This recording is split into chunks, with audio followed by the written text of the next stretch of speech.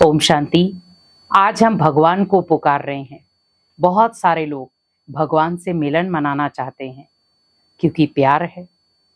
भगवान को देखना चाहते हैं क्योंकि प्यार है। भगवान की प्राप्ति करना चाहते हैं क्योंकि प्यार है। क्योंकि भगवान से आज हम इतना लगाव, इतना प्यार करते हैं कि उसके ऊपर बलिहार जाने को दिल करता है। लेकिन आप ये सोचें कि भगवान कौन से समय पर आकर आपसे मिलन मनाता है, आपको पुचकार करता है, आपको वरदान देता है, आपको प्राप्तियां कराता है और आपको शक्तियां देता है और आपके जीवन के जितने भी दुख दर्द हैं उन सबको वो ले लेता है। वो कौन सा ऐसा शुभ मुहूर्त है, कौन सा शुभ समय है जब भगवान हम बच्चों से मिलने आता है। हमने कई बार देखा भी है, जब भगवान हम बच्चों से मिलता है, हमारी रंगत, हमारा उठना बैठना, हमारे बोल बहुत पावरफुल हो जाते हैं। भगवान से मिलन मनाना बहुत आसान है। जैसे हम एक लौकिक पिता से मिलते हैं, बहुत आसान है मिलना। लेकिन भगवान को याद करने के लिए, भगवान से मिलन मनाने के लिए कुछ शुभ समय होते हैं जब भगवान हम बच्चों से मिलता है। हम बच्चों की जितनी भी कामनाएं हैं उन्हें सुनता है और उन्हें पूरा करता है। आज आपने देखा होगा कुछ ऐसे समय हैं जहां पर हम अपनी नेगेटिविटी को कुछ क्षण के लिए भूल जाते हैं। बहुत सारे लोगों को पता होगा कि वो कौन सा समय है। आज हम कोई भी घर में प्रोग्राम करते हैं, फंक्शंस करते हैं, तो हम क्या देखते हैं? शुभ मुहूर्त, शुभ घड़ियां, शुभ समय। जब हम हर चीज में शुभ सोच रहे हैं, शुभ बोल रहे हैं, शुभ देख रहे हैं, तो भगवान के आने का समय भी तो शुभ होगा। तो वो कौन से समय पर आया? जैसे हम कई बार कहते हैं कि भगवान के आने का समय जब दुनिया में अति अंधेरा होता है, क्योंकि भगवान उसी समय आता है जब दुनिया में पाप बढ़ता है, दुनिया में अधर्मियों की संख्या बढ़ जाती है, दुनिया में पापियों की संख्या बढ़ जाती है, पाप का घड़ा भर जाता है, आपसी मनमुटाव, आपसी रिश्ते नाते टूटना शुरू हो जाते हैं। तब भगवान को इस धरा पर आना पड़ता है, क्योंकि भगवान इस धरा पर आकर हम बच्चों से मिलन मनाता है। हमारी ही पुकार सुनकर वो इस सृष्टि पर आता है। इसीलिए हम गायन करते हैं, स्वयं भू। स्वयं भूमि, स्वयं भूमि पर आया, भगवान धरा पर आया, क्या मैं सोया तो नहीं रहा? भगवान के आने का समय संगम युग गाया गया, जहां पर आत्मा और परमात्मा का मिलन होता है। वो कलयुगी लास्ट के समय पर अंत समय आता है। इसीलिए कहते अंत के बाद आद आई, क्योंकि अंत होगा सृष्टि का तो आदि चलेगी। तो सृष्टि का अंत करने के लिए भगवान को इस धरा पर आना पड़ता है, उन पापियों का सर्वनाश करने आना पड़ता है।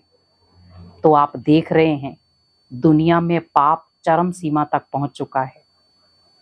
अधर्मियों का हर तरह से कुछ ना कुछ, किसी न किसी तरीके से पाप कर रहे हैं। आपसी रिश्ते टूट रहे हैं, मन मोटाप हो रहे हैं, हर रिश्ता तार तार हो रहा है। यह है कलयुगी निशानियां। उसी समय भगवान आकर हम बच्चों को बचाता है, इस पतित सृष्टि को पावन बनाता है। तो उसके आने का समय संगम युग है। लेकिन पूरे दिन में कौन सा समय है जब भगवान आपसे मिल सकता है और आप भगवान से? तो वो समय है ब्रह्म मुहूर्त का समय, 3 से 5 बजे के बीच का। क्योंकि 3 से 5 का वो समय है जब भगवान इस धरा पर आकर हम बच्चों से मिलता है। आप देखें, यही 3 से 5 बजे के बीच में हर धार्मिक स्थल के गेट खुल जाते हैं, या गेट नहीं खुलते तो कहीं ना कहीं उनकी आराधनाएं शुरू हो जाती हैं। कुछ मेडिटेशन करते हैं, कुछ पूजा पाठ करते हैं, अलग अलग तरीके से जिनकी जो जो विधियां हैं वो उसी विधि से परमात्मा को उस समय याद करते हैं। लेकिन ये समय बहुत पावरफुल होता है, क्योंकि इस समय में स्वयं भगवान चक्कर लगाते हैं 3 से 5 के बीच में, जिसे हम कहते हैं कि ये समय, ये 2 घंटे बहुत पावरफुल होते हैं। आप जो इच्छा भगवान के सामने रखेंगे वो आपकी इच्छा पूरी होना शुरू हो जाएगी, क्योंकि आपने 3 से 5 के बीच में त्याग किया है। उसी समय बहुत गहरी नींद भी आती है, बहुत मीठी नींद भी आती है, लेकिन उसी समय आपने त्याग किया और उठे और भगवान को याद किया। जो आपके मन में बातें हैं वो भगवान से शेयर करें। इसी को कहते हैं सच्चा जुड़ाव। हमने कहा भगवान आप आएंगे तो हम बलिहार जाएंगे। आप सोचो, भगवान कह रहा है बच्चे मैं इस समय आया हूं, अब बलिहार जा। हम तो उठ ही नहीं पा रहे तो बलिहार कैसे जाएंगे? हम 3 से 5 सोच रहे भगवान उसके बाद हम मिलेंगे। 3 से 5 का वो समय है जहां पर भगवान हमारी उन्नति करता है, हमें पावर देता है। और अगर कारणवश बहुत सारे लोग रात को 1 बजे सोते हैं, कोई उनके बिजनेस कार्य होते हैं, कोई 12 बजे सोते हैं, कई टीवी देखते देखते 1 बजे सोते हैं। अगर आप टीवी देखते देखते 1 बजे सोते हैं या 12 बजे सोते हैं तो आप अपने शेड्यूल को बदलें। लास्ट आप 11 बजे तक सो जाएं, पर कोशिश करें रात को मोबाइल या टीवी देखते हुए आप 10 मिनट पहले उसे बंद कर दें और 10 मिनट आप अपने आप को शांत रखें। मन को हलचल में ना लाएं। कोई आध्यात्मिक किताब, जैसे आपको नींद आने लग रही है, हल्का फुल्का आप आध्यात्मिक किताब पढ़ लें, या कोई ऐसी चीज जो आपको आध्यात्मिक बहुत अच्छी लगती है या वो कर लें। तो इससे क्या होगा, नींद गहरी आएगी और दूसरा आप बिल्कुल शांत होकर सोएंगे। कई बार क्या होता है, हम सोते तो हैं लेकिन माइंड में बहुत सारी हलचल रहती है।